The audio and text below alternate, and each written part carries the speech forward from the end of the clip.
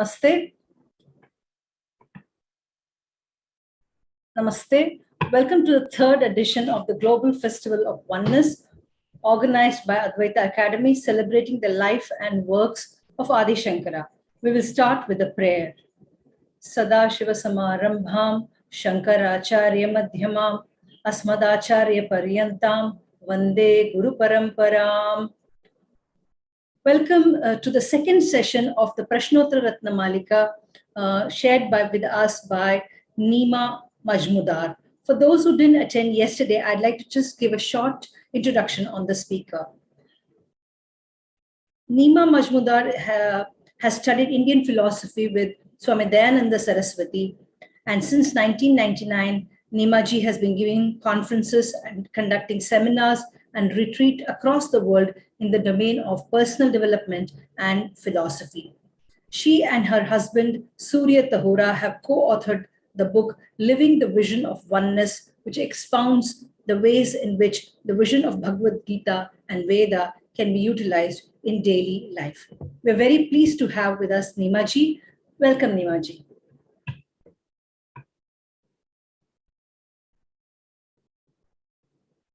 Ma'am, you're muted.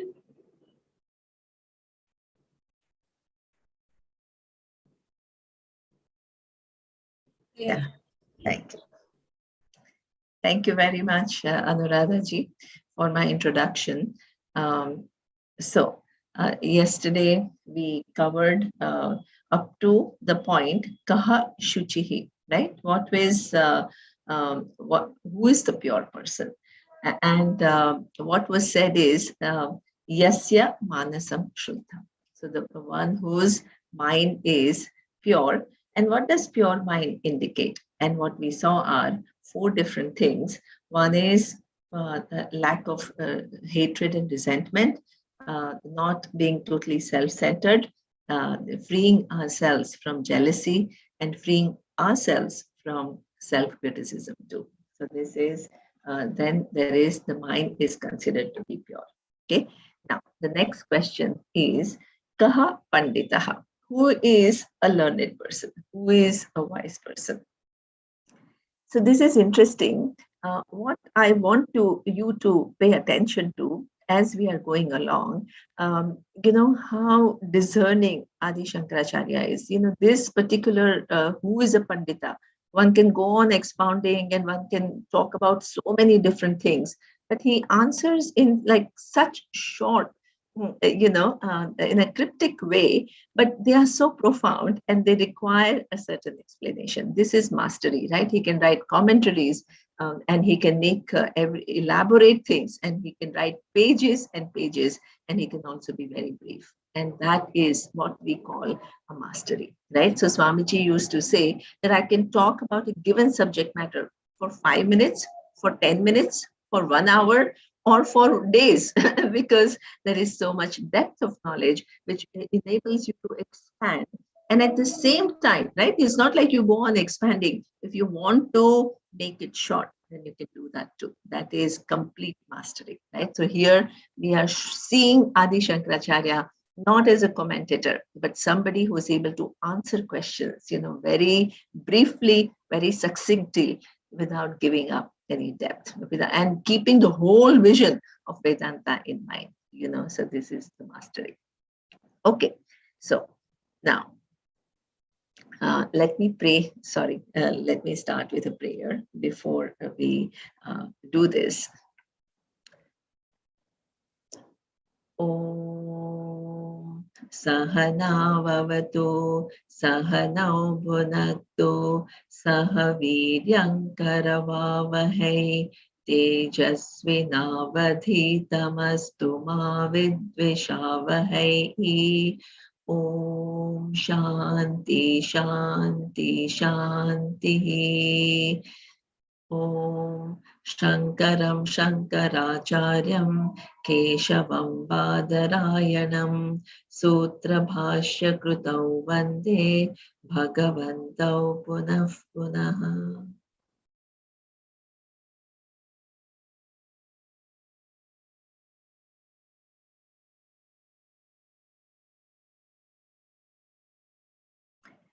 prayer is important because it invokes the grace of Ishvara and Guru Adi Shankaracharya. So this is why it's important to remember them and seek their blessings before we go on with the text.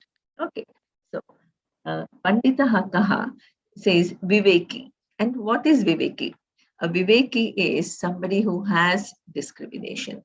And what kind of discrimination? So if you look at Tattva Bodha, which is also supposed to be authored by Adi Shankaracharya, he defines Viveka is Nitya Anitya Vastu Vivekaha.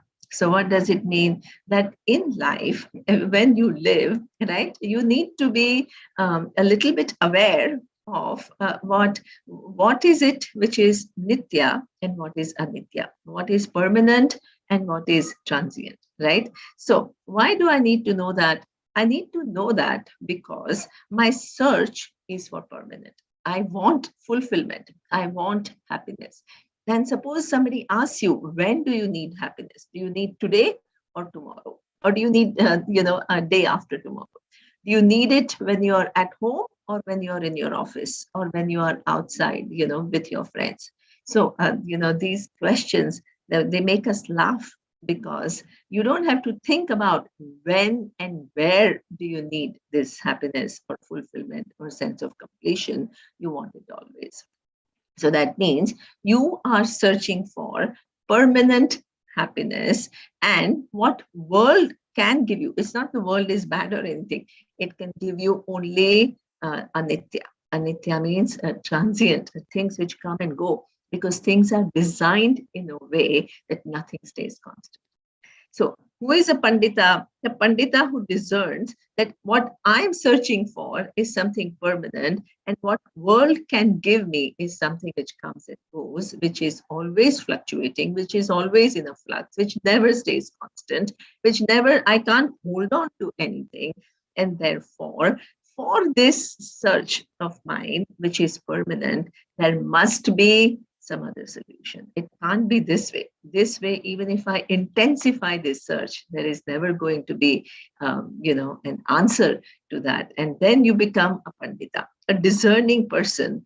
That's when you begin to have proper relationship with the world. And at the same time, you have also figured out your purpose in life. And that is your search for that permanence, which Shruti says is actually that permanence is your swarupa. That is your true nature. So this person becomes a Pandita. Okay? So now the next one. Kim Visham. What is poison? Yeah. So avadhirana gurushu. Transgression of teachers' orders. Yeah. So now this also needs to be a little bit deciphered properly. I mean, easily it can be said, Guru is a great person who gives you this knowledge, takes you away from, your own perception of the world, which is so limited to this amazing vision that all that is here is one. And essentially you are that one and everything else is that one reality. So that's it's a big paradigm shift, right? So a guru facilitates it, because even if you, want to study Upanishads or Bhagavad Gita, unless you have a teacher who helps you decipher, who makes sense of the whole thing, it becomes difficult to study. Why? Because we start with our limited mind, and somebody has to have the whole understanding to take us away, pull us out from our perspectives and show us the world in a different light. If we read something, we will only understand it depending upon where we are. We are not able to move to the next level on our own. It's very difficult. And this is why not only for Vedanta, but for every other discipline, you need a teacher, right? Otherwise, you can say libraries have so many books on all different subject matters. Why does anybody have to go to school or college? Live teaching is important. Somebody who has assimilated the subject matter and who is actually able to take you step by step from where you are and lift you up and take you to another level. till the time that you see what is, those finer ideas that are being conveyed. So that is true for everything, and especially in Vedanta, because the subject matter is unusual. We are so used to seeing objects, and we are so less trained to look into our true nature. So the orientation of mind is always to objectify something or understand everything as an object. It's unable to reach the nature of the knower. What is the truth of the knower, which can, by definition, cannot be objectified. So teacher plays a very big role. Now, if this teacher is so important, and it doesn't mean you have to be obedient to the teacher. It doesn't mean that you have to surrender blindly to the teacher. But if you keep looking at the teacher, if you have lack of trust in the teacher, or if you just kind of, don't understand the enormity of what this teacher is giving you, then what if you take it too casually, then what happens is you yourself, right, block yourself from receiving what the teacher has to give. So this is why attitude towards teacher becomes very important. We are not talking about blind obedience, surrender, and things like that. But there is a wonderful word in our scriptures, which is called Shraddha. And that Shraddha doesn't mean you just have to blindly follow anybody. But what it means is that you give due importance to the teaching and to the teacher. And that becomes an important qualification. Why does it become an important qualification? Not because the teacher is wanting it, but because that gives you an appropriate framework of mind, a frame of mind, to receive the teaching. So this is why it is important. Yeah. So if you transgress, or if you take it lightly, or you don't have enough respect, then what happens is it is detrimental to your own learning. Okay. Kim samsare saram. What is the essence of life? Right? This is a very big question, right? So it's like, what is the final essence of life? And that actually, what is interesting is, see how Adi Shankaracharya ji, how he handles this question. He says, Bahusha api chintyamanam idameva. Right? He doesn't give out the answer. What he says is, samsara saram, the essence of the samsara. Essence of samsara includes three fundamental questions. What are the three fundamental questions? Who am I? What is the nature of the universe? And then what is the nature of the cause of the universe? So what in Sanskrit we call it Jiva, Jagat, and Ishvara. What is the saram? Right? Samsara saram means you need to find the saram of Jiva, Jagat, and Ishvara. And those three things, each one is huge and unfathomable. Nature of I is extremely subtle, difficult to fathom, because we have so many notions about who we are. Even the nature of universe, because it is a vast universe, and so many things are known to us, but so many things are unknown to us, and it is overwhelming. So how to find the essence, and not just the details of the world are impossible to be known. Even this scientists, right, tell you that with all these amazing discoveries, we look up to science, and with all these discoveries, they know very little about the compared to what the universe is in totality. So that means to know the essence of the universe is hard. And the third is what the cause of the universe. That also seems like a very difficult topic to fathom. What is the nature? It's not that whether there is a cause of universe or not, whether there is Ishvara or not, but what is the nature of Ishvara? And what is my relationship with this Ishvara? So this is something is not easy. And since it is not easy, what Adi Shankaracharya ji is replying is something very different. And he says, Bahushaha api chintyamanam idam eva. Right? This alone is to be reflected repeatedly. Repeatedly means it's not easy to figure out. And therefore, you require not just one-time listening, you don't, but repeated listening. And this is why in our tradition, we talk about what? This whole pursuit, pramana pravritti. When you listen to Shastra, there are three operations that we do: Shravanam, Mananam, and Nididhyasanam.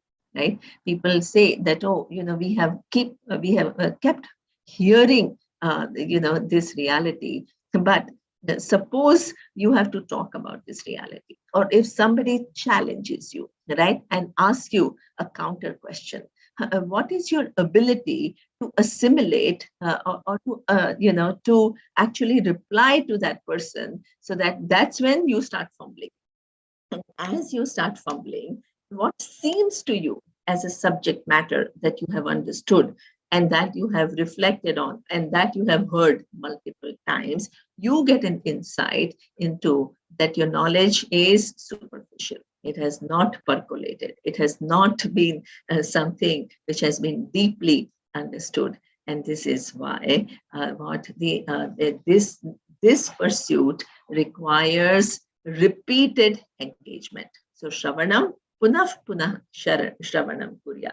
Again and again, listen to Shastra and try to capture what is the tatparya, what is the intention, what is actually Shastra talking about, right? The second is Mananam. And what is Mananam? Mananam is removing doubts. Why? Because suppose. So let us see why Mananam is required. Because we start with a conclusion that I am what? Limited. And what Shastra shows is something exactly the opposite. That you are existence, awareness, which has no limitation. That you are limitless. So to jump from a limited human being to that reality, which is limitless, it's very hard for mind to fathom, right? So as a reality, not as just some acceptance that, oh, teacher is saying it and I have faith in, Shastra, so let me accept it. It's not that. If this is the reality, it can be understood as reality, as clear as the sun that I see, right? And I don't have any doubt, or I don't have any, any vagueness about the presence of sun. Similarly, I have to understand this reality. So therefore, what it is opposite, that's why it requires mananam. And what is mananam? Raising doubts, right? If you have doubts which are coming up, don't push them aside in the name of, oh, I must have Shraddha in Shastra, right? Yeah, you have Shraddha in Shastra. That's why you're engaging with it. That's why you're sitting there. That's why you actually want to listen to it. But if a doubt comes, it needs to be honored. It has to be looked into, and it has to be answered. Why? Because if what Shastra says is the reality, then the doubt can be logically resolved. And this is why one has to do mananam. Your own questions of people around you, and questions of great scholars who also had their own doubts about what the Shastra is talking about. So that exercise, what mananam, what it does is it strengthens and deepens this knowledge. So that is mananam. And the third is nididhyasanam. What is nididhyasanam? Nididhyasanam means even if your cognitive mind has removed the doubts, right, logical doubts, but still, you have habitual ways of thinking, habitual ways of doing things, habitual way of living in this world. And if it were to be a true, well assimilated knowledge, your whole mind has to undergo a transformation to live from this vision of oneness and not go back. It's not like you can logically answer all the questions, but when it comes back to living in this world, you're back to your own opinions and your own ways of doing things and your own habitual thinking and way of looking at things. So the same situations have to be seen differently through this vision of oneness. That requires contemplation. Contemplation means that what does it do? No matter what happens in my life, no matter what my experience is, my knowledge about reality doesn't get shaken. And that is called Nididhyasana, right? So that is what is required. So this is why what Adi Shankaracharya ji answers the question as what that something, a sense of samsara needs to be repeatedly looked into, reflected upon, right? It's not something that you can arrive at with one time listening or two time listening. Okay. So, Kim Manujeshu Ishtatamam. So, what is the most desirable thing for human beings? The answer is, again, this question can be answered in so many ways, right? But let's see what he is saying. That is, Swa Para Hitaya Udhyatam Janma. So that means here he could have talked about the realities, right? That what is the most desirable for human being. He could have said moksha. He could have said Atma Jnanam. This is not what he says here. So what does he say here? He says, Swa Parahitaya Udhyatam Janma, a Janma which is dedicated to one's well-being and others' well-being. So why? Because many people ask this question that, this what Vedanta and in this Indian philosophy, it goes on concentrating on oneself, right? Who am I? It is so focused on oneself that it doesn't actually talk enough about service to humanity, reaching out to people, and so you get self-absorbed, right? You just all these inquiries about what am I, what is the universe. It seems a little abstract and philosophical in nature and lacking any practicality. That means it doesn't give you enough connection to the universe, because then you begin to think that, hey, this is my goal and the world cannot give me what I'm searching for. So that kind of thinking, what it does is, if it is not understood properly, it gives us an impression that we have to stay away from the world and we have to just undertake this inquiry in order to gain this knowledge. But here he's countering it. And what he says is here, right? So the thing which is most desirable is one doesn't, one does work for one's own self, right? That for welfare of oneself, which includes knowledge, right? That you will only be able to live with certain meaning and fulfillment if you know these realities. But what does it translate into?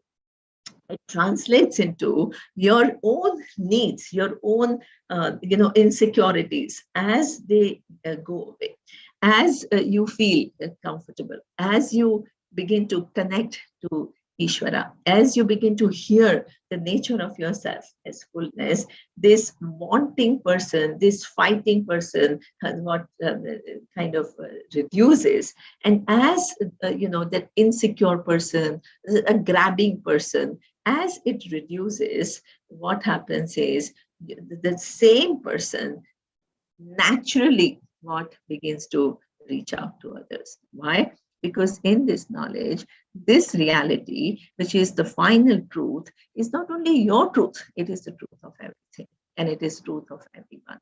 So that means this whole vision, me versus the world, that has gone forever. That is what we call duality, Dvaita. Dvaita means there is a distinction between Jiva and Jiva, one individual and the other individual. Then what? Jiva, Jagat, I'm separate from the world. World is a big place and I'm only one entity, and I always have to guard myself against this world, and I always have to protect myself against this onslaught of all these kind of different things that are coming to me. So that is what we call vision of Dvaita. Dvaita is me versus the world and God, right? So God also, many of us could be religious, but that relationship is what that coming from fear. That there is this big entity who is watching me and I have to behave myself. Otherwise, I will be banished to something undesirable. So all these are, unhealthy way of looking at things. So this is why what is important is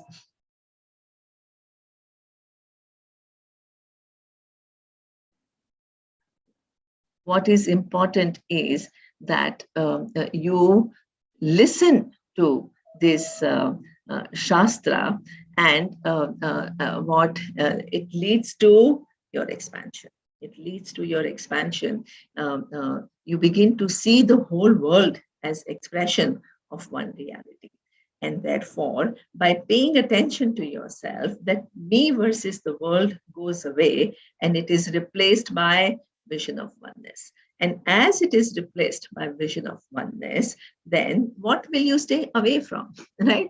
Where is there is nothing to stay away from, you embrace the whole world and you know its final truth. So in terms of your action, you become more and more giving, more and more considerate, naturally compassionate towards others. So this is how it has to translate into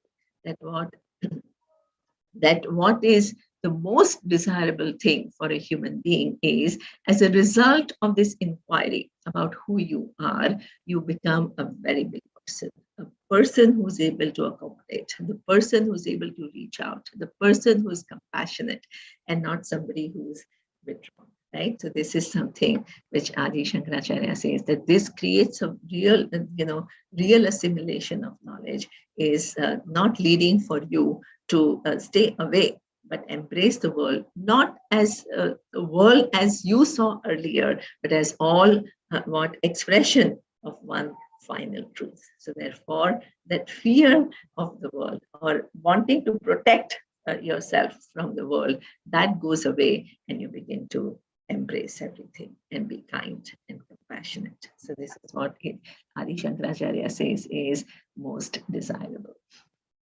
Okay, now,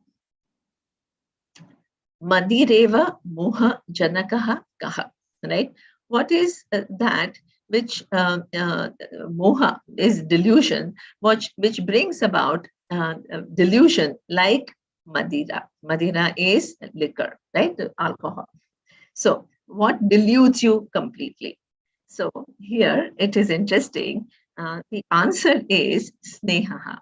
Snehaha is attachment. Or what that Sneha, literally it means something which sticks, it sticks to you so much that you are unable to find your emotional and cognitive independence from the things, right? So if you want to understand, please understand this thing. If you want to understand a sense of samsara, you can't get caught up in one given thing of samsara as an end in itself. That is not possible, because then you will be engaged and your mind will only pursue that, and you will superimpose on that object your well-being. So that all is delusion.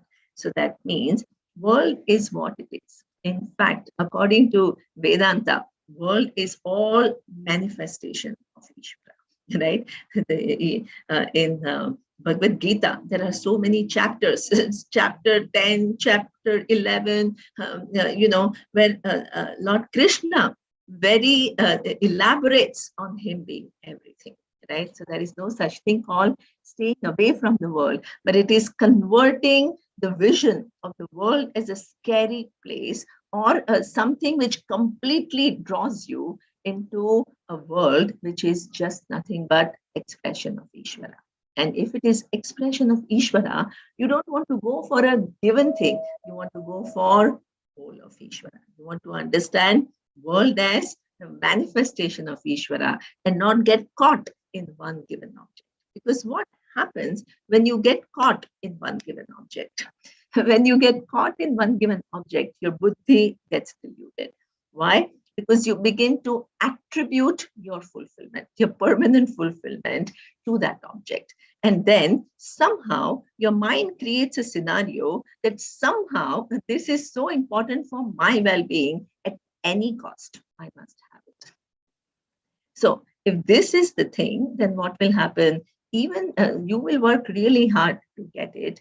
If you don't get it, there will be disappointment, and there will be pain, and there will be anger. And if you get it, right, you may feel happy for a while, but what may still happen is that you are always afraid, right? Because the nature of the world is changing, that, it may not be there with you tomorrow. So while you have it, there will be fear, right? And suppose you have it and then it goes away, then again, now you're so used to it and now you can't stand separation. So this is why this, giving false attributes to different objects of the world as solution to your happiness is called attachment. Attachment doesn't mean that you have to stay away from the world, but you have to understand the world as manifestation of Ishvara. And what you really want to know is the essence of Ishvara, and then not get caught in one given pursuit endlessly where you lose your perspective. So that is what is said as something which is delusion, which brings delusion. Okay.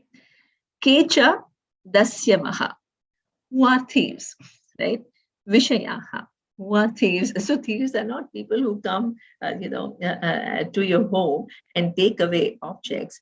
Thieves are really ones who take away your discrimination. So even if in Vedanta class, you have heard millions of times, right, that the world, and the objects of the world cannot give you the permanent fulfillment. Still, what happens is different objects of the world, what fascinates us, whether it is the beautiful objects of the world like diamond jewelry or whatever, stock market or whatever, or big houses or yachts or private jets or whatever that fascinate you and you get totally engaged, or the people, right? Our world doesn't consist of only objects. It consists of objects, which are people. So what at one point or the other, you put any person as a solution to your fulfillment. And then what happens? That attachment comes. Attachment comes means I cannot be without this person. This person is a solution to my well-being. Without this person, I'm not complete. So what does it mean? Mind has created a scenario of dependency. So then, unfortunately, if your mind has created a scenario that this person is what a solution to my well-being, ironically, what happens is now you not only want to hold on to that person because that person, your happiness lies in that person, but then you want to control that person. You want to get that person to do what you want that person to do. And therefore, sneha, love, which is actually a healthy thing, it's not a bad thing, right? So that's why people talk about universal love. They talk about love for Ishvara. So love is a wonderful emotion. We don't need to be afraid of love. Love is your connection, and connection you have to find with the universe in order for you to reach out. Even compassion has element of love. So we are not trying to eliminate love. What we are trying to do is free this love from that dependency,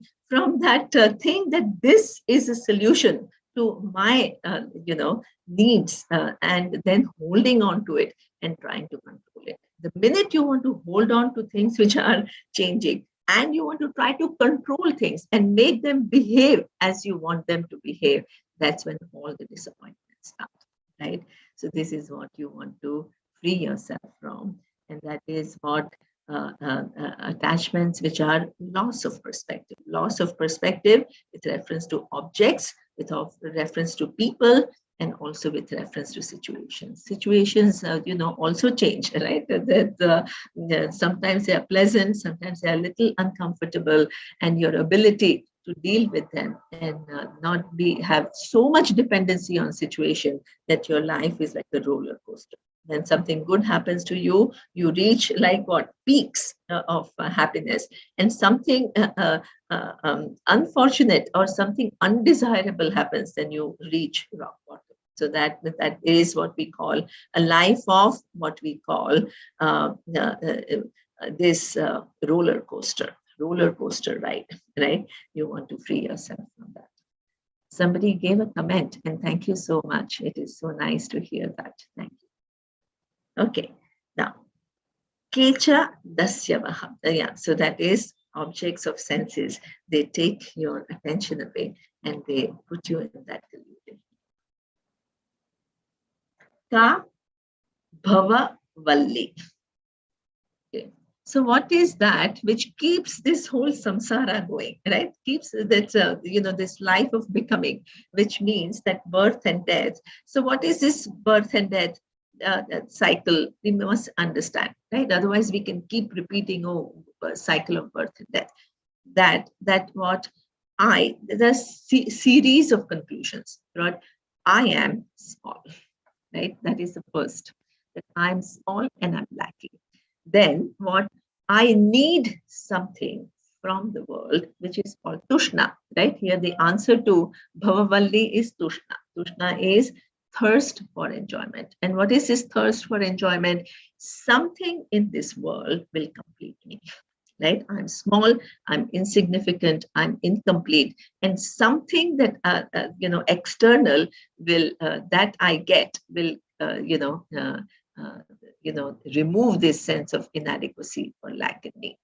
Then when that happens, what happens? You want to get it. So then starts karma, right? Actions to get these objects which are detrimental to, which are actually in your mind, they are solution to your happiness. But what happens is you want to get it. That means you employ different means to get. Some of those means are appropriate means. So what will happen? You will be rewarded for that.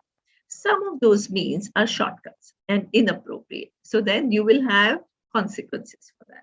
And that means you will keep accumulating what we call in technical language, punya and papa. What is punya? Punya is unseen result, which is going of a appropriate action, which will accrue to you sometime in the future. And what is papa? The unseen result of an inappropriate action, which will take place sometime in the future. So this is what we call technically karma. So as you have these unseen results, which have accumulated for your own good actions and inappropriate actions, then they have to fructify. They have to give you result. And in order to give you result, right, then you have to take birth. You have to take a given form. Without that form, without that given body and mind, you cannot experience the unseen result. So the unseen results, to become seen results, what you need to take different forms. So that's why, where does it all start from? It actually all starts from ignorance first, and then tushna. Ignorance of not knowing your fullness, and then what? The thirst for enjoyment. And what kind of enjoyment? Shruti talks about two different kinds of enjoyment, artha and kama. What is artha? Artha is anything that you want to hold on to for your security, right? Whether it is money or your relationships or your fame or your power, whatever, that makes you feel secure, right? So that holding on, it keeps you in the creeper of birth and death, right? It is the cause. Then kama, all kinds of pleasures. You don't only want to be secure, but you also want different kinds of pleasures. And the nature of pleasures, it keeps changing. So as we see, in entertainment industry, right? Even in a so-called entertainment industry, one game, sports, right? Within sports, right? Cricket, so for example, within cricket, so many different forms have evolved, right? So I grew up in India, so obviously I'm interested. I was exposed to cricket. It started with 5-day matches, then it became 1-day match, then T20, then IPL. So it keeps changing its forms to keep us engaged. So this is why it keeps you hooked. So tushna. And through all of this, there's nothing wrong in cricket or there's nothing wrong in sports. But if you think that, if it is an escape for you, through this, you want to, not address all the things that need to be addressed, then what happens? And in that, you, superimpose your well-being, then that becomes something which keeps you to this life of birth and death, right? So this is why he says it is tushna which keeps you in this life of birth and death. Kaha vairi. Who is your enemy? What is yaha tu anudyogaha? It is but idleness. Now, this is an important thing that we need to understand, that, idleness. And what is idleness? Lack of application. So there are two kinds of idleness, right? One is idleness, which is very, very apparent, because, for example, if you are working in an office, right, there are people who either consistently they come late, or they keep taking these coffee breaks, or they gossip like anything, and they don't do the job properly. So that is a very apparent idleness, right? So they are not serious, they don't apply themselves deeply, and they are superficial, and they just pass time. And that very lack of engagement, what does it do? It is your own enemy, because why? A lack of engagement in life gives you boredom. Boredom, and because you have all these capacities that you are not using, you are actually superficially just kind of moving along with life, and it will give you boredom and sense of not being well. So this is why it becomes your enemy. Now, there is another idleness which is even more dangerous. Why? Because if in the name of spirituality, right, you kind of reject the world and say the world is not giving me what I want, and what you are idle. Idle means you have rejected the world, but you're also not studying properly. You're not totally engaged in life. Then what happens is the whole spiritual pursuit becomes an escape. Escape because you neither you want to engage very well in this world and learn from those experiences, nor you want to really engage deeply in this whole this shastra study is not an easy study, right? Because it has so many texts, and there is Sanskrit to be learned, and Vedic chanting, and as I told you, all the doubts come up, contemplation. So it requires deep engagement, not a superficial engagement. So this idle mind, right, neither wants to study and really engage with Shastra, says, no, but why do I, if it's my true nature, it'll dawn on me. And also with reference to the world, they don't want to do anything because they are overly dismissive about the world and limitations of the world. So they become idle. Idle means they have lack of application of oneself. In the name of spirituality, this is something which we all have to be very careful. So the spirituality is not meant for what escape. It is meant for you to master. It is meant for you to recognize the whole realities, which requires a sharp mind, which requires a pure mind, which requires an engaged mind, an alert mind, right? A cheerful mind, and not a mind which is dismissive or nihilistic. So this is why, and dismissive, so that we have to be very careful. So this is what he says, idleness, even in the name of spirituality, it becomes your enemy. It becomes enemy because you tell yourself, oh, the world I want to keep away from, but that leads to lack of engagement, right? So now, kasmat bhayam iha, right? All of us, right, from what is the source of fear for all of us? So this is where this one thing which is a source of fear for everybody is Maranat. Maranat means from death. So again, this limitation, none of us can stand. That you will cease to exist. That idea we cannot stand. Why can it be not stand? Because our reality is that we are, free from birth and death. Our reality is that Sat Chit is Anantam. Anantam means it doesn't come and go. It is limitless. It doesn't have birth in time, and it doesn't cease to exist in time. But we do not know our true nature, and we have taken ourselves to be this body. So now, this body, which we think is I am, body's mortality is not a problem, but what I am mortal is a problem, right? So I am mortal is a conclusion that you have made about yourself, and that is because of the mistake that we make about nature of I. So if the real nature of I is missed out by us, then and falsely imputed to body and mind, then we cannot stand this false imputation, which is I am limited. And that is something that nobody is comfortable with.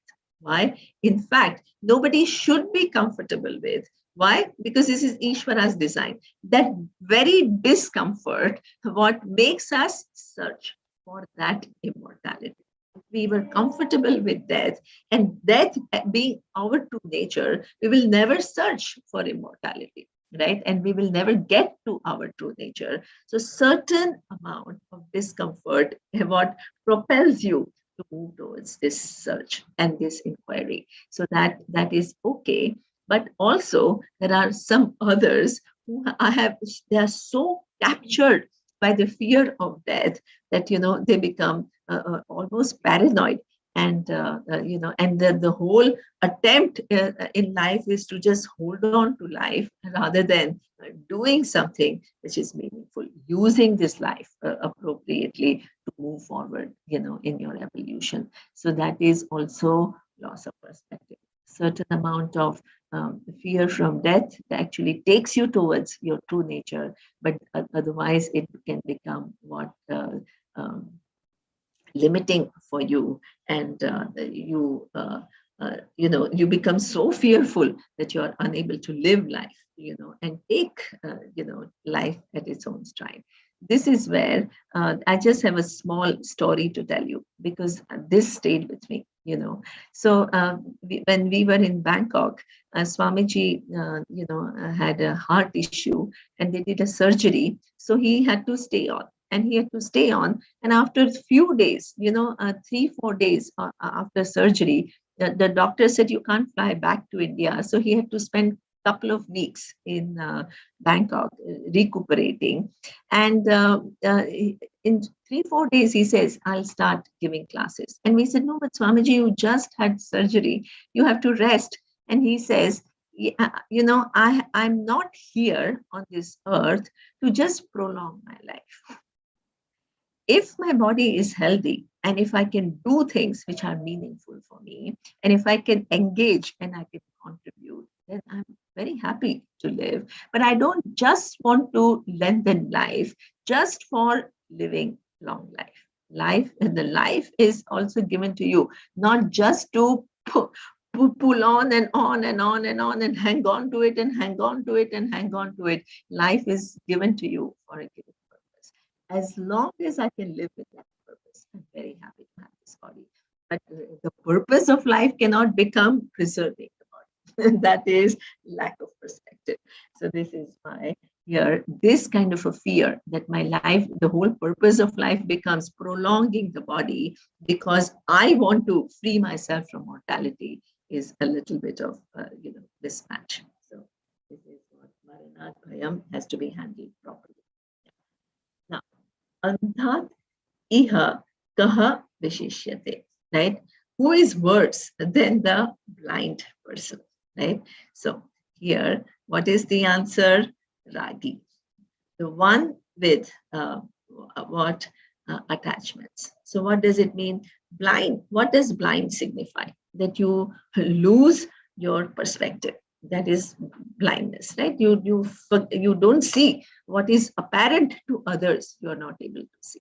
So what this raga is, what they call our likes and dislikes with tremendous pressure. So when your likes and dislikes, otherwise they are just your simple preferences. They give you your personality. They give you your uniqueness. And no, not everybody can be the same. So everybody is going to have some changes, some differences, and they are that those qualities are unique to them, and that is Ishvara's creation. We don't need to worry about it. Nobody can be uniform. But when those preferences are not simple preferences, they begin to hold you, that this is what I want, and other than that, I am not able to accept anything. So then what happens is that becomes, you become blind to it, right? You become blind to it. You lose all discrimination. You lose all your sense of, how to behave, how to engage, and you are under the spell of these preferences, and that really is something which makes you blind. So let me give you a simple example, and then I'll move on. So one lady, she was telling me that my husband, I'm so afraid, because if I make some food, right, which is not what he likes, he'll just kind of throw the plate, and he says, what is this, I don't want it, and all that. So you can have preference for food. It's not like, and you can sometimes give a feedback about, I prefer this, or I would like to have this. That is okay. But what, to throw a tantrum like that and to create fear and to, it create a trauma for somebody else. That is what we call simple things like this. And people say that sometimes our boss really shouts at us, if we made a little small mistake. So that is what we call, it completely blinds us of all kinds of, and we violate others, right to be respected. And that makes us completely blind. So these likes and dislikes, when they are given this added, force, and we lose perspective, it makes us blind. So, kaha shuraha. So, who is brave? Yaha lalana lolana banehi nacha vyadhitaha. So this is something which is interesting. He says, one who is not shaken by the arrows of what amorous glances of women. So what does it mean? Women this is not literal. Please don't think that, please don't say that, oh, I'm on a spiritual path and, women are going to come and distract me. This is a very archaic way of looking at things. Women are just representatives, right? Representatives means what can be so fascinating for you, which can engage you so much that you are taken away from your main pursuit. And that many things, right? Anything. So this is why we have seen Nachiketa. We have seen what Kathopanishad, that Nachiketa goes to Lord Yama. And he wants to know, he is given 3 boons. And as part of the 3rd boon, he wants to know the nature of fire. And Lord Yama says, please don't ask this question, because, right, even devas in this heaven, they don't know answer to this question. What is the nature of Atma?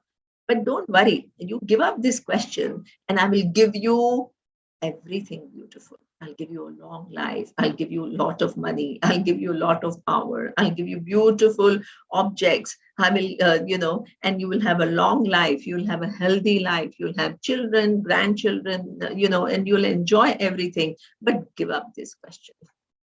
And what does Nachiketa say? He says, it is interesting. He is very clever. He says, all this, if you want to give me, you can give me. I will not deny, but I will not settle for this and give up my question. This is a bad bargain. So this is why what at any given point in time, what is it? What is this doing? It is testing how important is this knowledge for you, right? Do you understand its significance? Do you understand its role in solving your fundamental problem? And that is what life can test you. And what can happen is things which are a little fascinating, they can take you off this whole main path.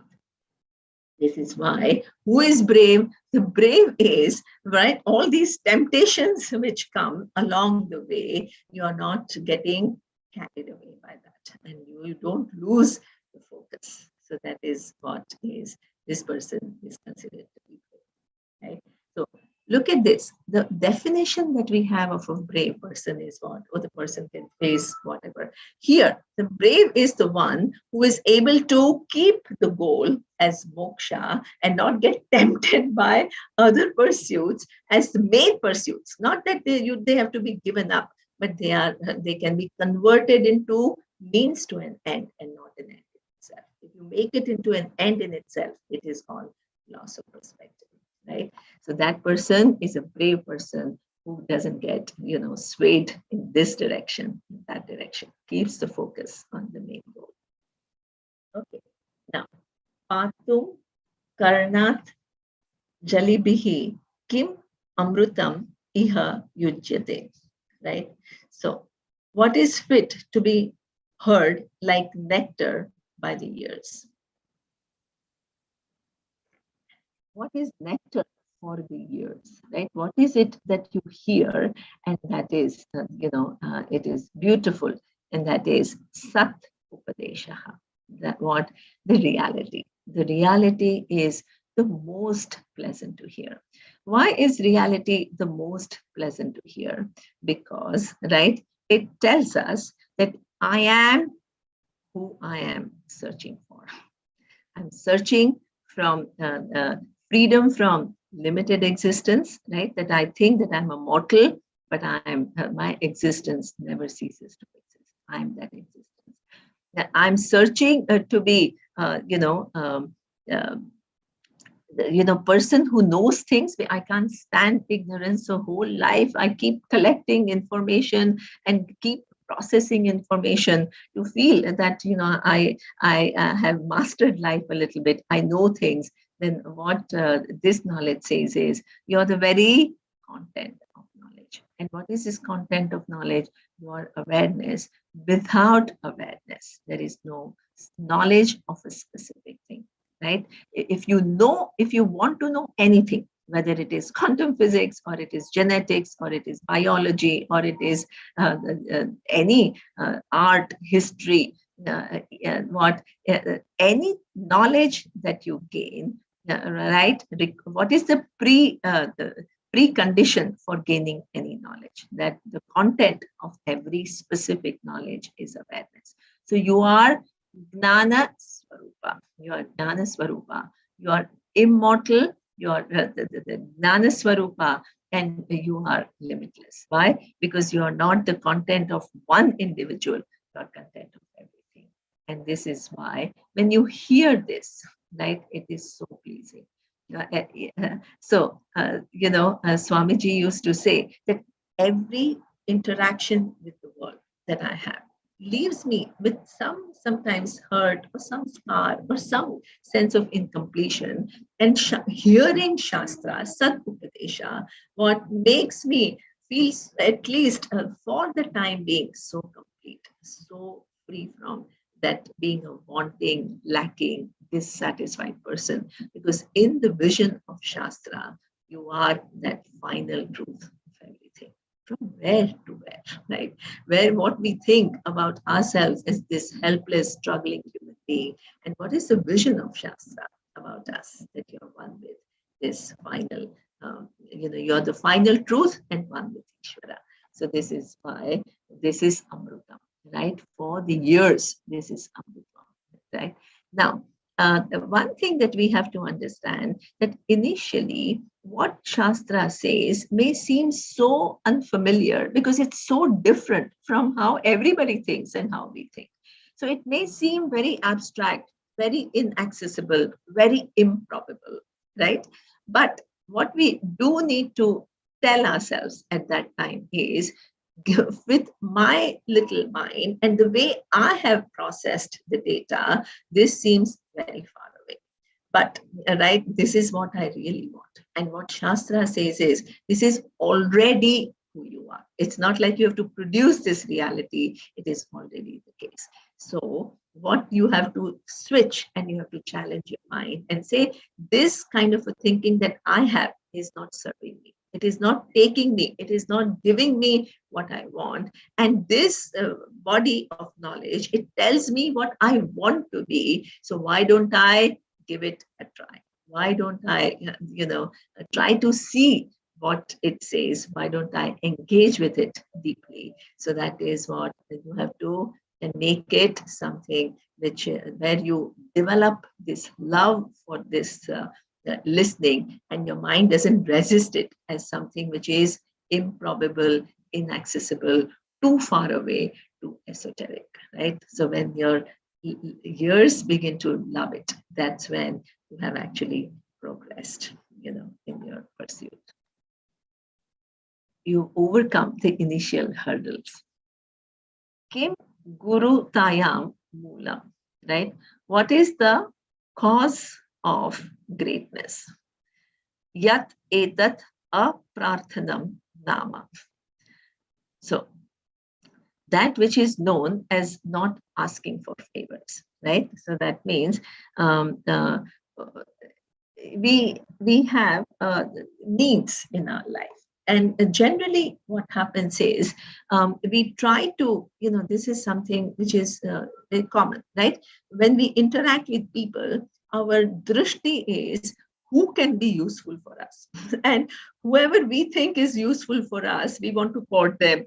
We want to be with them. We want to belong to them. And who we think are not so useful for us, we kind of disregard them. We think that, oh, they are not important. That, So this is how, this is in common networking, politicking. So you want to belong to all the important groups. You want to be seen with people who are famous, who are well known, and who are powerful. So this is a need of every other human being, right? So when you do not look upon people, to serve you and to do you favors, actually, when do you become great?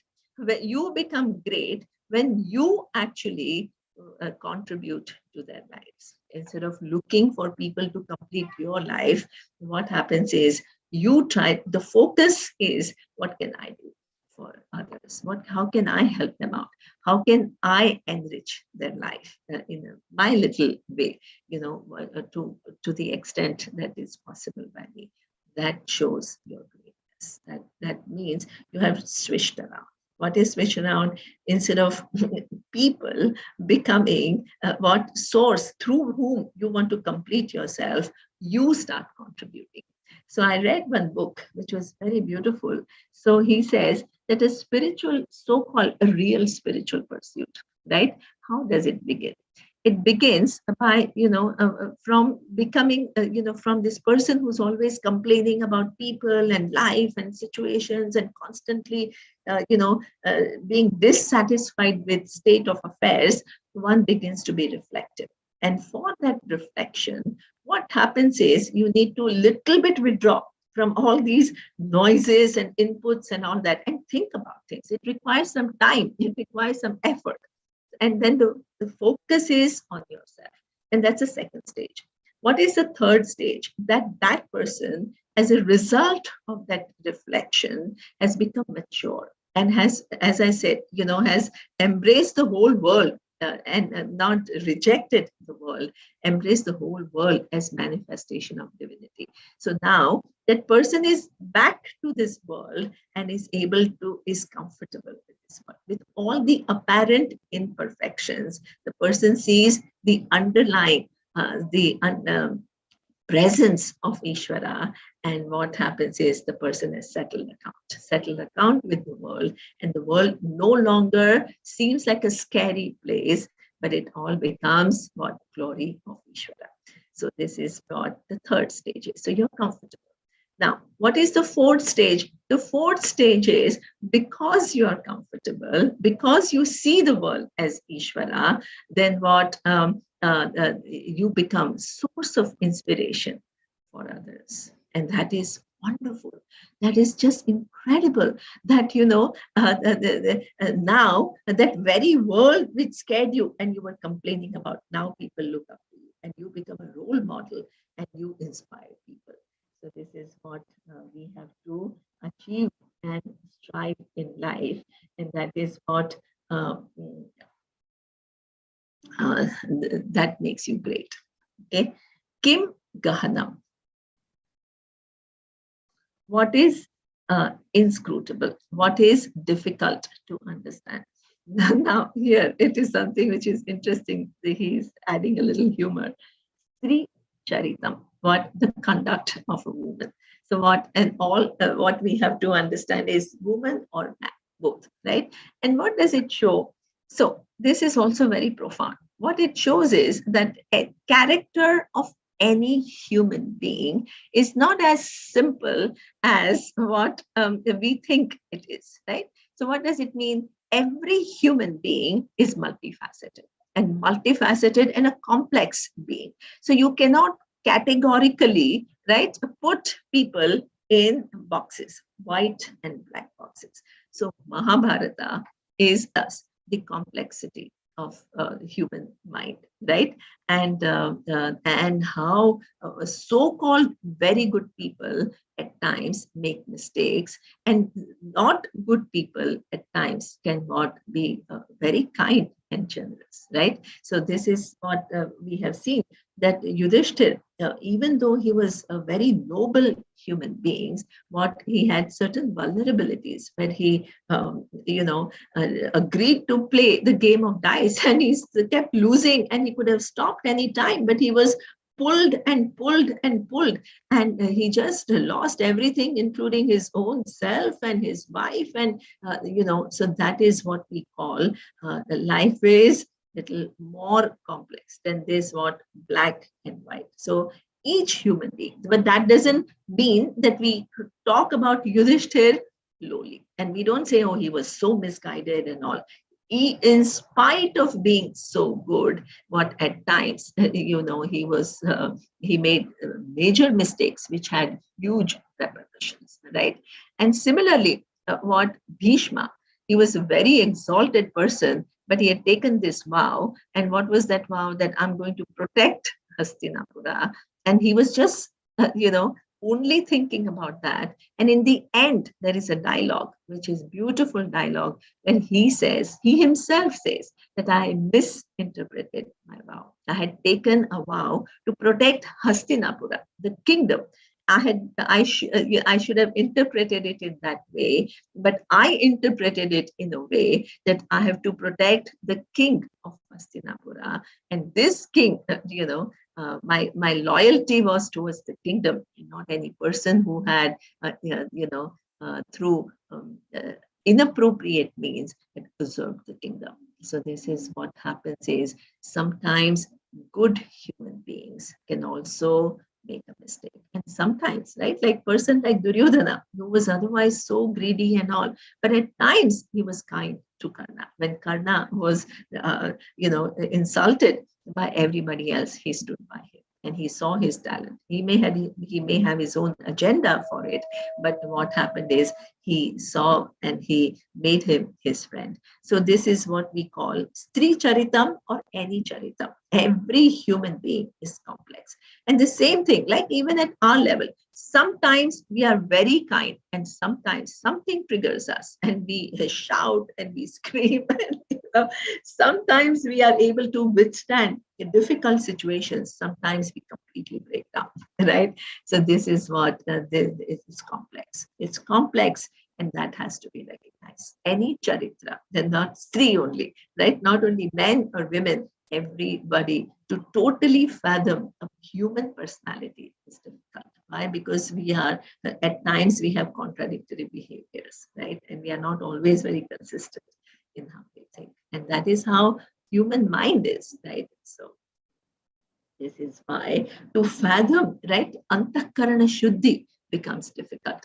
Why antakarana shuddhi becomes difficult? Because suppose you have given yourself a label that I'm good human being, then what will happen is that your own label will prevent you from looking at your limitations in some areas and to address it, right? Suppose you've given yourself a label that I'm not a so good human being.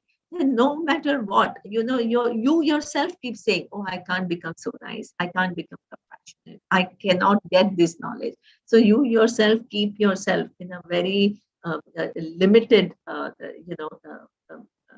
kind of paradigm, and you don't let yourself move forward. So this is why what we need to understand is everybody is a complex human being. And what does it mean? We have some great strengths, we have accomplishments, we have endowments, and we also have vulnerabilities. You can't be oversimplistic about people and can't put them in boxes. Okay, now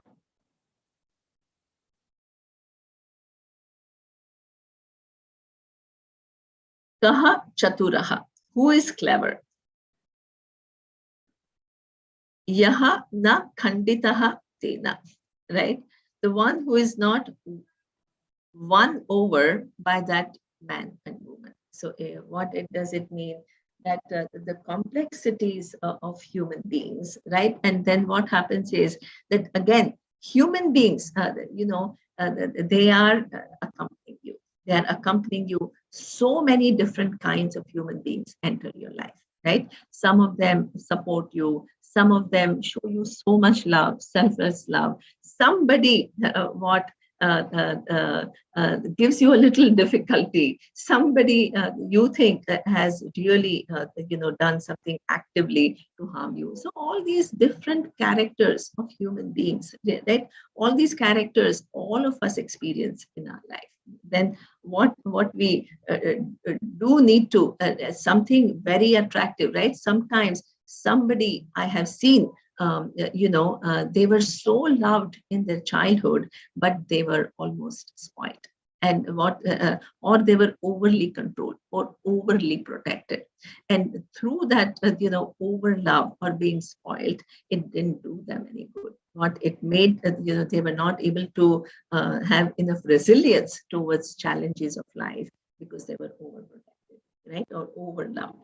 So this is why what we have to do is, each one has a life trajectory and you can support them, you can influence them, but we have to let them live that life and not get totally enamored or, connected or dependent on any human being. So just go on with this life journey and, take people on your stride and, give what you can, receive from them what you can, but not totally under the spell of any human being. That is what we say, is that the person is chaturaha, the person who's clever. Now, kim dukkham, what is unhappiness? Asantoshaha, right? Asantoshaha means a certain disposition. And what is this disposition? Sometimes some situations can give us little grief, right? And that is legitimate. It is okay. It's not a problem. But what happens is, over a period of time, what a pattern sets in. And what is this pattern that sets in? There is always melancholy in life. You're always complaining. You're always seeing things as, in a kind of a light where pessimistic, always finding problems, so you are in a mode where there is dissatisfaction. There is, this is what we also call depression, right? There are people, if you follow people who have depression, some of them have difficult situation that is going on, right? Like difficult, they probably lost a lot of money, or they, some trauma happened in the family, and then there is an external situation which calls for a little bit low feeling. But there are also people who are, like big stars, or people who are very successful, very wealthy. They are doing well in life, right? And during the peak of their life, they feel depressed. So what does that mean? So what it means is there is a lot of pain that is, that the person has, which is not addressed. So even if there is no external difficulty, what the person has become melancholic.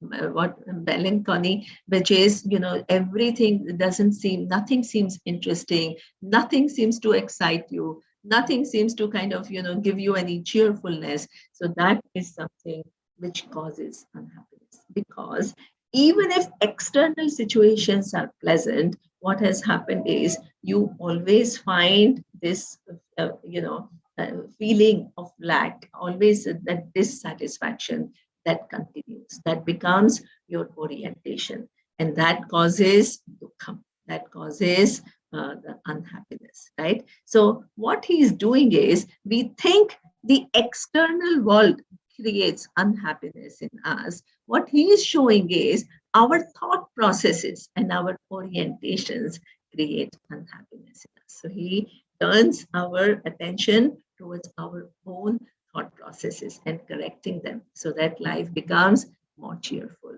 and becomes more engaging for us. Okay, Kim Laghava. Now, how much time do I have? 5 more minutes? Can I teach or not? Yes, ma'am, you can take 5 more minutes. Okay. Kim Laghava. What is easy? Okay. So, adhamataha yancha. So, what does it mean? That asking people who actually cannot help you, for help. So, when we need help, let's little bit analyze, right? You have a choice. Asking for help is a wise thing to do, but who do you ask for help, right? If you go to a relatively wise person, this is what is said in Taittiriya Upanishad. Taittiriya Upanishad says that if you are confused in a given situation, seek help. And who do you go for help? Go to a person who's wise, who has a proper perspective, and that person can pull you out, and and that person is not directly connected or connected to this situation, so that person can see you things and make you see things in better light. So that kind of a help is wonderful.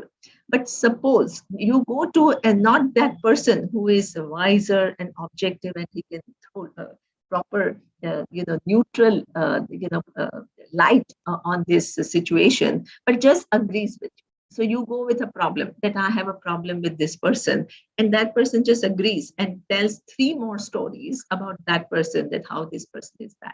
So what happens is you feel good, you feel that, wow, validated. But what has happened is these feelings that you have, which may themselves may not be the very, objective, they get strengthened. They get strengthened, and you start believing in them even more, and that becomes your orientation. So that kind of a thing, that kind of a support is easy to get, but it is not always the best kind of a support. People who agree with you not necessarily make you think, and to reflect a little bit and see things differently. That's important in life, right? So to ask for help from just a normal person who will go on agreeing with you is easy, but it's not going to be very beneficial. Should I stop here? Are there questions? Maybe you can continue with the one more. One more? Okay, yeah. Perfect. Okay. So, Kim Jivita. What is livelihood? Okay. So, what does it mean? What makes life worthwhile? Right? Anavadhyam. Right? That which is blemishless. So, and what it means is that how do I know whether my life is blemishless or not? Right? Now, there is no human being. Yeah. there is no human being who's done everything right. Right? So if you look at all our life, I mean, I can think about, so I could have done so many things differently or whatever. So in fact, nobody has completely blemishless life as such.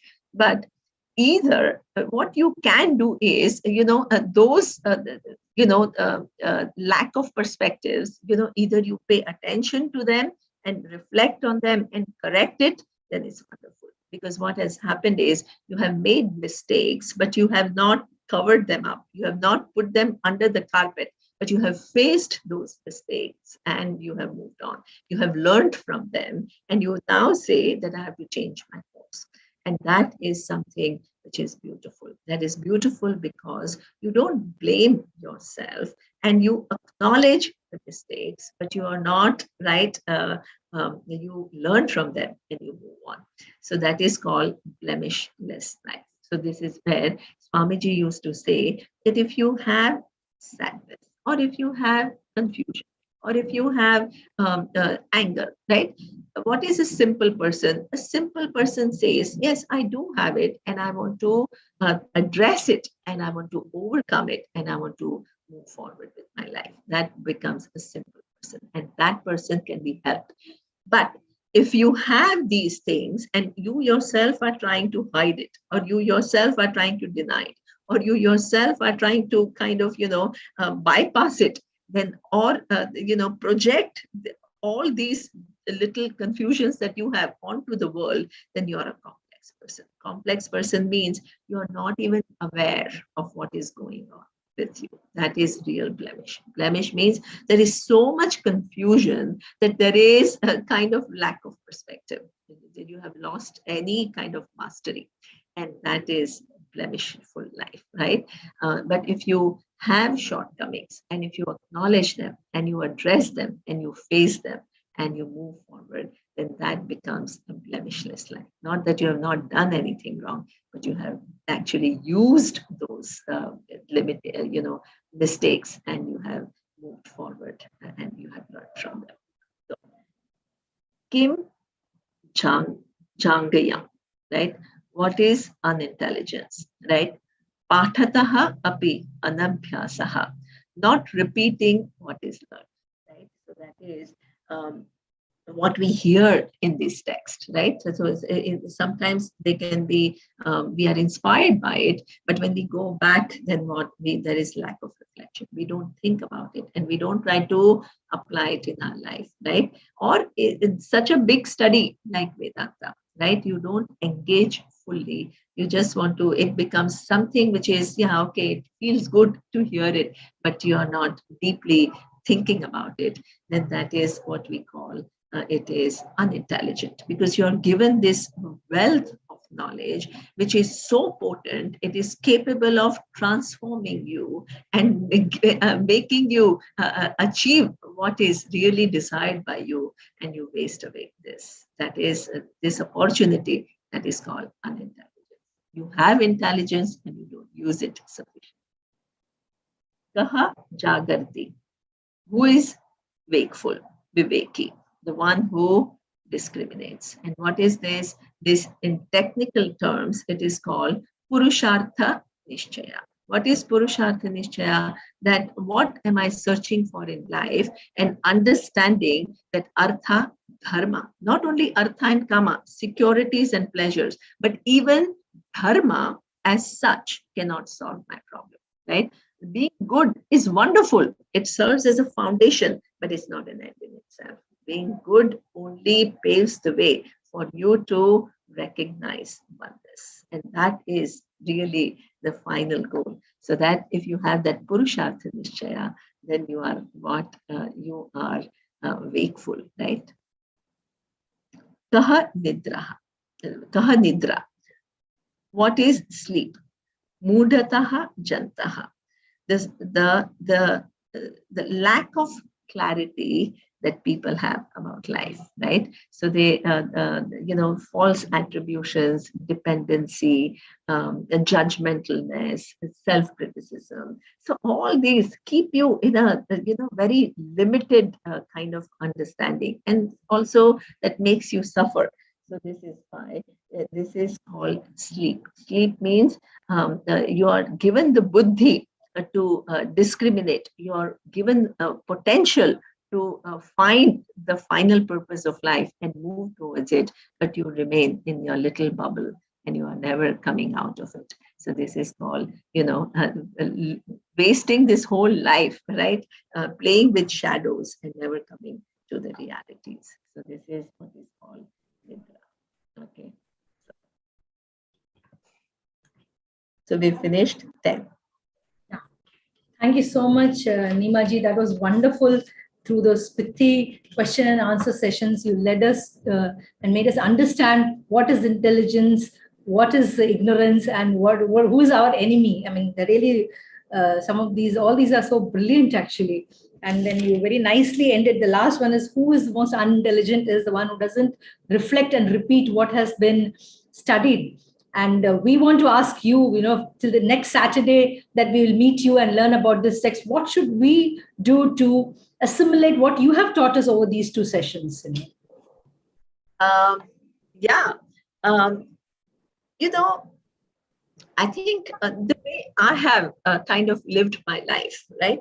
So situations do arise, right? Things keep happening in all of our lives. And we have our habitual stories, right? The way we interpret things, the way we look at things, we attribute things on people and all that.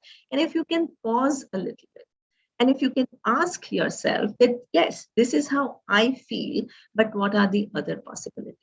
And this is what we call pratipaksha bhavana in Sanskrit. And Sanskrit is what, don't negate, don't tell yourself, oh, I shouldn't think like this, and I don't. You acknowledge that this is how I think about this situation. This is my perspectives, but let me deliberately try to see the same situation from different perspectives and see what it feels. And then what will happen is you're able to lift your buddhi from this perspective to coming here, where you're on top, where you see the situation, where one is yours and then others. And then what happens is, now from here, if you are able to make decisions, that is something which will really uplift you.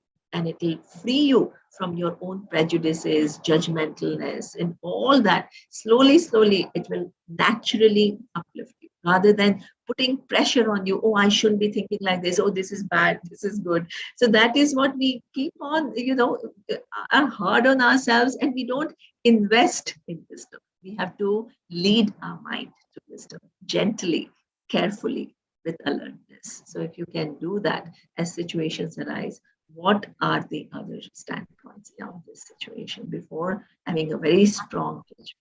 I'll give you a simple one example. And this is something that I really tell all my students. So, I give classes and people are very inspired. And, they said, okay, now this knowledge has to be available for kids, that the kids have to know this knowledge. So I said, okay, I can try some sessions. And they were desperately telling their kids that you must attend this. But the kids said, oh no, oh my God, this is not cool. This is not nice. And, we don't want anything to do with spirituality. And, they were very dismissive of some of the kids, not all. And, they were so disappointed. They were saying, oh my God, we really want them to learn, but they are so negatively inclined. And I told them that, what, whether they come or not is not an issue. It's not like, anything, but teach them what is critical is to teach them not to have a very strong opinion about something that they know very little about. That is a huge problem. That's a huge problem, because that kind of a mind, which is very judgmental about things that it doesn't know enough about, can have very strong opinions either about spirituality or about politics or about people or about economy, which are totally out of line because they don't know enough and they have strong opinions. That mind is a dangerous mind. Do you understand? So we have to actively work towards embellishing the mind, which becomes a discerning mind, which is able to not, get engaged in that with zealous kind of thoughts without giving, that discriminating capacity. We all have to work on that. Thank you so much. That was very valuable for all, not just children, but for all of us adults also. And there's a lot of feedback about your classes. People want to know if you conduct workshops and classes, and there's a feedback that you have fantastic classes, and whatever you explain is so palatable and very good. There's very positive feedback on your existing classes. So please, in the next sessions, you can tell them about any of the classes that you hold. Yes, they can benefit both online and on site. Yes, and I have Instagram and Facebook, so people can follow me. And all my classes, I do many retreats, I do many online classes. So I will give information. Thank you so much, Neema ji, and we are looking forward to next Saturday morning. Please do remember to all to come next Saturday morning. But anyway, in the meanwhile, we have many sessions. Today evening, there is another session, and I can give you some details on that.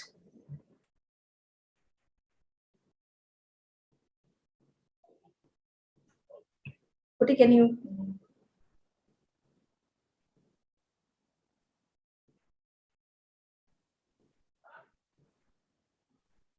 Kote? We have Advocate Venkatraman talking to us about Shankara as the epitome of compassion.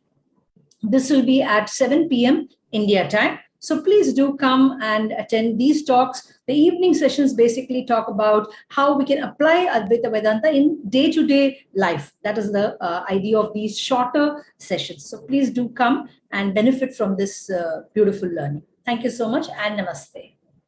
Namaste.